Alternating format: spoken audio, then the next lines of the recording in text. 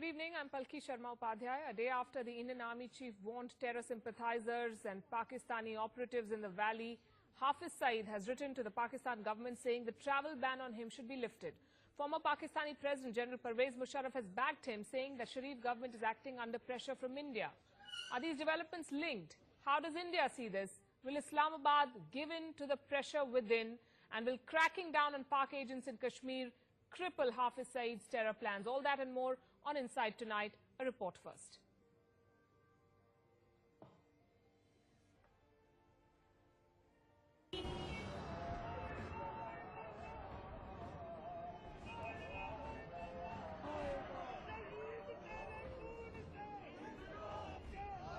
A day after 3 soldiers faced heavy stone pelting from locals in Bandipora during an anti-terror operation, the army chief issued a stern warning. Those creating hurdles in army operations will be treated as overground workers of terrorists and be dealt with harshly.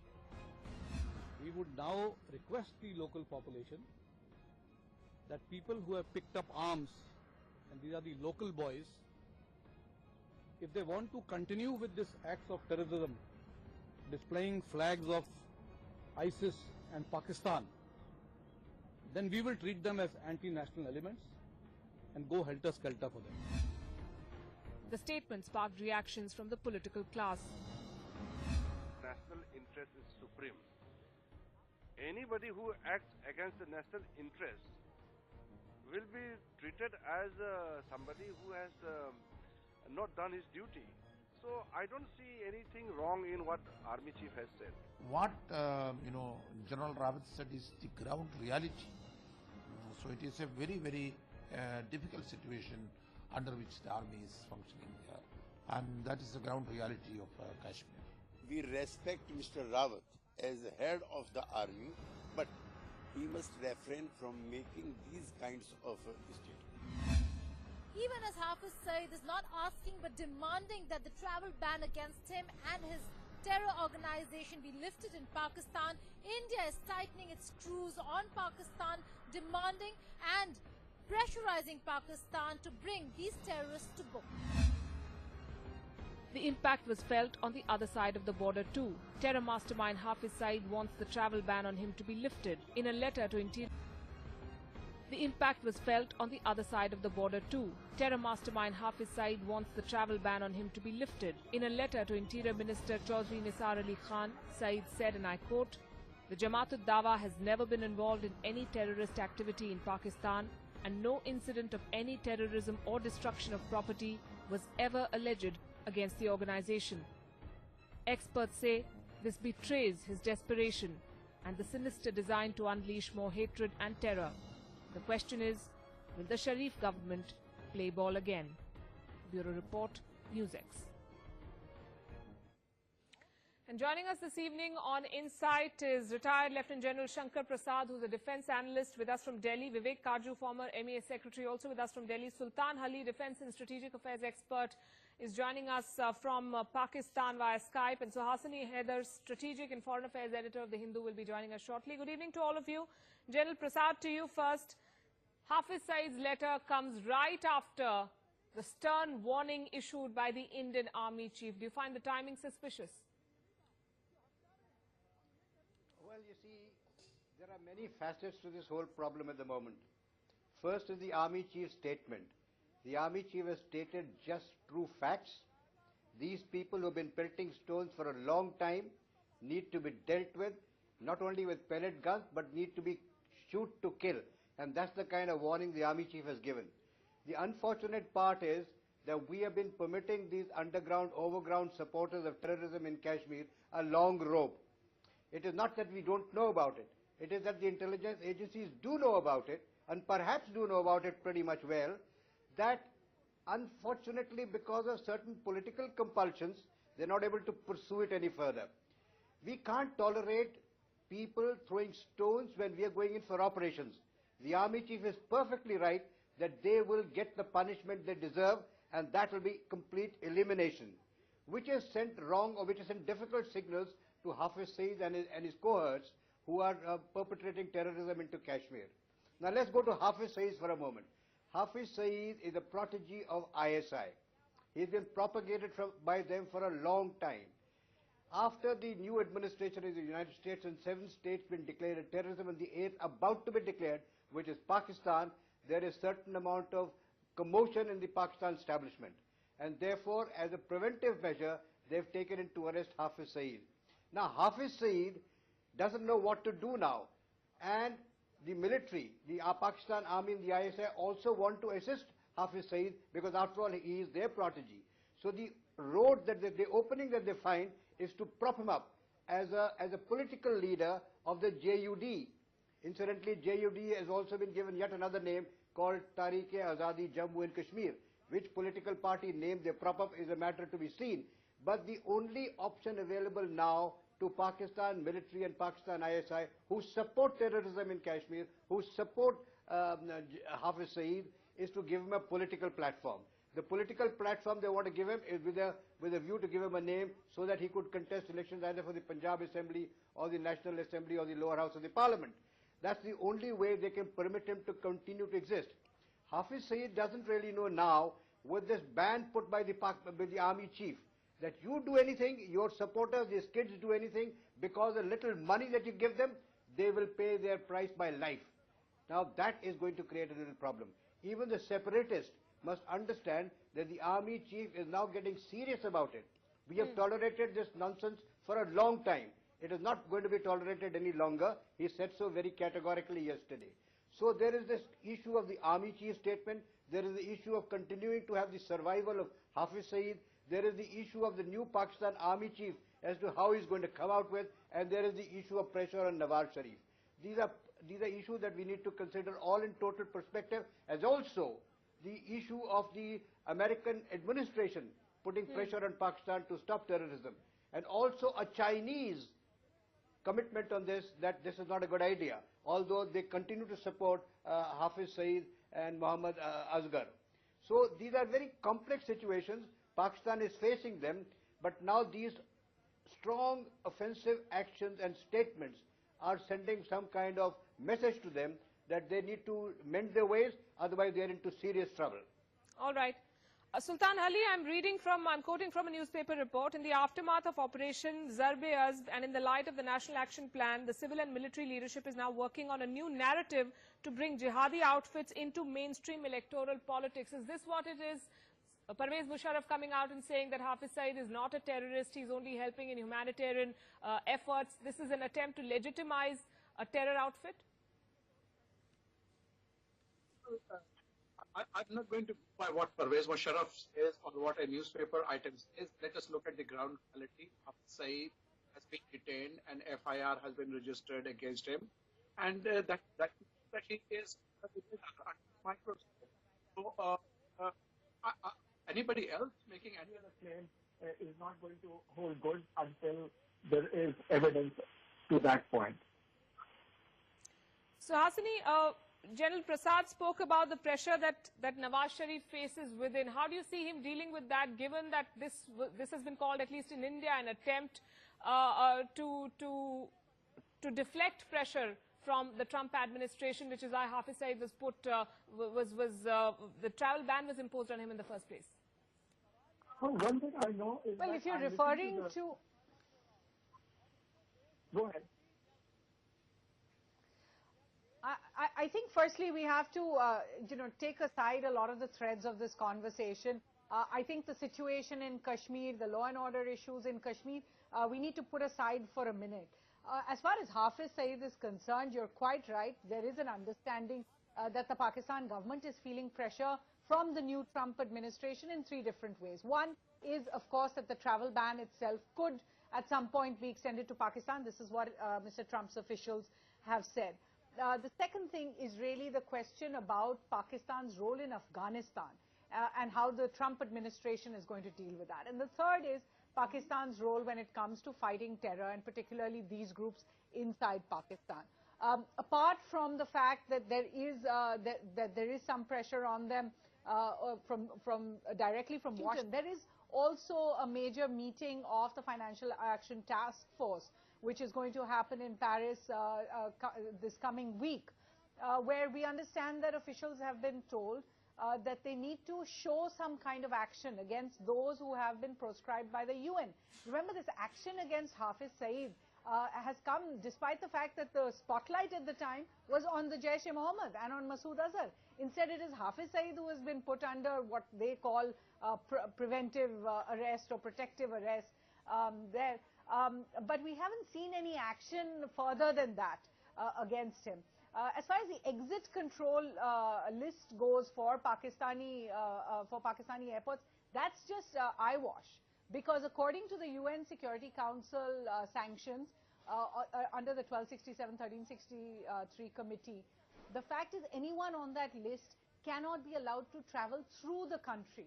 So Pakistan is bound by the UN not to allow Hafiz Saeed to travel out of Pakistan, since he is in Pakistan right now. He's not allowed recourse to funding, and he's not certainly allowed recourse to getting any arms or ammunition. But he's particularly banned from being allowed to travel out. So him being on an exit control list is really just one way of showing that Pakistan is doing something. These are things that the Pakistani government has committed to way back in 2008. Vivek Karju, as everyone here on the panel has pointed out, this is an extremely complex equation we are talking about, and various events, the Indian Army Chief statement, the Pakistan government's actions, Hafiz Saeed's letter to the Interior Minister, and then Pervez Musharraff coming out and backing him. Do you see a link, and do you see that the timing of this shows some sort of desperation on part of Hafiz Saeed?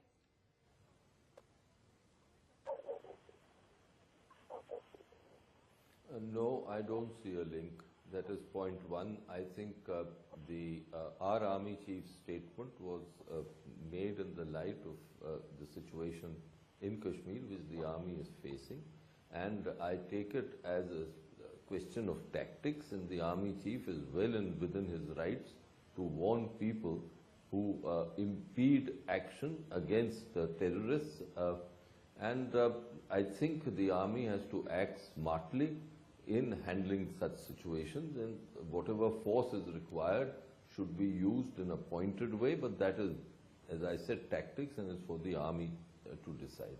As far as Hafiz Saeed is concerned, I think Suhasini is right. There is some element of pressure on the Pakistanis, but it is far from clear as of now to what extent will the Trump administration go against Pakistan. Yes, they've said that as far as travel into will the Trump administration go against Pakistan. Yes, they've said that as far as travel into the United States of Pakistani nationals, they will do extreme vetting. But that is quite separate from how they will handle Pakistan in the context of Afghanistan, because at the end of the day, all American administrations realize that they need Pakistan in Afghanistan, and without Pakistan, they'll find it difficult. The actual thing is that no American administration is willing to enter into Pakistan to drain the swamp which is there in Fata, in Pata, and in other areas of the frontier. And till they are willing to do that, the Pakistanis have the ability to play these games, and this kind of hoodwinking will go on, so we should not take this very seriously. My last point, I think we have to take what Musharraff has said somewhat interestingly, because Musharraff has always held Hafiz Saeed to be a hero of Pakistan. He has said this many times, that Hafiz Saeed was a hero, and that it is only later that some people in the West started treating him differently. And he has also said that only volunteers from these organizations such as the Lashkar or the Jamaat go into to India. Now that reveals actually the mindset, and what we've got to see today and in the future is if the Pakistani authorities are willing to stop these volunteers, because these are not volunteers, these are people who actually pushed. So therein the test will lie, not all this drama which is being done because of some pressure with regard to Hafiz Saeed's preventive detention. General Prasad, in India, we've called the travel ban a farce. Now, Hafiz Saeed is making a case to do away even with that. How should the government of India view this development and the situation in Pakistan? Yes. You see, first point I wish to make is this, that we've got to take action ourselves to take care of our interest. We cannot be dependent on any power, the world power or the United States of America. What America does in its interest is its business. What is in our interest, we have to do, and we have to take action. That's point one. The second point is this, as I said in the beginning, Hafiz Saeed is a protege of ISI. He cannot exist in Pakistan without ISI and without the army support. Therefore, having taken him into house custody, having put a ban on him to travel outside Pakistan is one part of it, which is only a preventive action they've taken. The more important thing is this, how to prop him up as an organization which is charitable. They call it, it's an NGO. And so there are certain manifestos of the Hafiz Saeed political party that is going to come out with. For example, they're going to say, we're going to fight an election on sharing of river water. We're going to fight an election on the plank of saying India should not have a most favored nation status. They will fight election on the process of saying that we must defend against India. We must liberate Kashmir. So these are the kind of election manifestos which his party, whichever name he gives, wants to be propped up to. And this will all get the support of the ISI, will get the support of the army to give him a political platform. And therefore to say that he is a man with charity, he is leading 30, 40 religious organizations, there are 38 religious organizations which are behind him, and he's a very noble chap. Musharraf says he is a very great guy and a very fine NGO he runs. All those sort of things are going to come up. But the true fact of the matter is this, he is mastermind of the Mumbai attack. There is enough evidence to say that he was the mastermind. That evidence has never been fully placed before a court in Pakistan. Therefore, he gets scot-free every time. To say that Hafiz Saeed is not a #1 terrorist, putting insurgency and terrorism in India is a complete farce. We got to just take no notice of it. We should be quite clear as to what is our objective. Whether any other country in the world supports it or not, we have to look after our own interest. And we have the wherewithal to look after our interest. So while the international community can be requested, can be coaxed to isolate Pakistan, finally it is we who have to deal with it as a neighbor. And they have been doing this for us for the last 30 years. Ever since 1990, terrorism is flourishing. Hundreds and thousands of people have been killed. So there is a way to do it. And there is a way to firstly get hold of these fellows, so-called underground and overground, and these stone-pelting people. They have to be stopped. They got a bit respite when the demonetization took place, and they couldn't get enough money. Now the money seems to have come in again, and therefore all this has started again. This needs to be dealt with more severely, as the army chief What do you mean when you say more severely? Measures against seeing. What do you mean Well, when you what say the army chief said. The army. Yes, the Yes, protesters. I will tell you what I say. What the Yes. army chief. Yes. No. If these people who are going to prevent the military from doing legitimate tasks of security nature, eliminating terrorists, and they prevent them from doing it, they need to be shot. They need to be, one or two people need to be shot, and that will send a message. That's exactly what the army chief has said. We will deal with them. Dealing with them not with love and affection. Deal with them now severely and let them pay the heavy price for it. He has requested the parents, please guide your children correctly. We don't want to kill our children. They are our children. But if they are misguided, if they're going to interfere in the operations of the Indian Army will have to take action, and they will be as much terrorists as the terrorists themselves. They will be as much murderers as the murderers themselves. Therefore, they will need to be dealt with the same bullet with which we deal the terrorists. Vivek Karju, does that not give Pakistan another handle to stoke more trouble in the valley? Look, I'm not aware of the actual situation of what transpires, but as I said, it seems that crowds collect, and whenever an anti-terrorist operation is going on, and the army has, and the other security forces, the Jammu and Kashmir police, the central paramilitary agencies, they've got to put cordons and they've got to then handle the situation. What the army chief is indicating is that we will deal with it appropriately. We will not have our hands tied behind our backs when we are dealing with such situations of crowds collecting. So he is warning the crowds that please take care that don't obstruct operations against terrorists. And I think he's perfectly correct. But as I said, these are tactics on the ground which will have to be determined during each operation. No hard and fast rule can be applied. He is warning that if we need to take hard action, we will take hard action. And that is, he's perfectly within his rights to say this. But Right. let us not presume as to what will be the nature of the action. It will depend from each incident to each incident. So, Hasani, I want to shift focus back to He's Pakistan. used the word request. Okay. He's used the word request. Sure, sure. Can Islamabad afford to withdraw the January 30 memorandum so soon, or do you believe it's going to tread a little more cautiously with the new Trump administration?